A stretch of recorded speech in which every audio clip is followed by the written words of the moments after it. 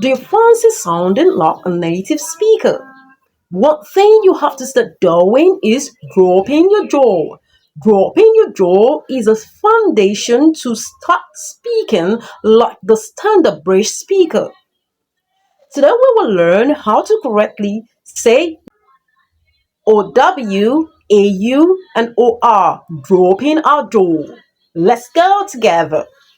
Before, before, Lord, Lord, author, author, soul, soul, low, low, draw, draw, hot, hot, taught, taught, author, author, also, also, outright, outright, utmost, utmost.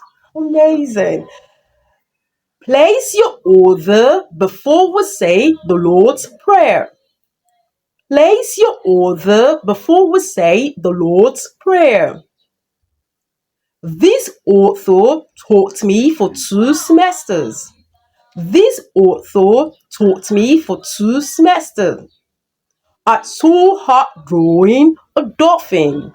I saw her drawing a dolphin. The flow for more. Don't forget to like, share, and comment. Also subscribe to my YouTube channel, Simplified Diction. There you'll get useful nuggets on how you can sound well British in a poised and polished manner. See you soon.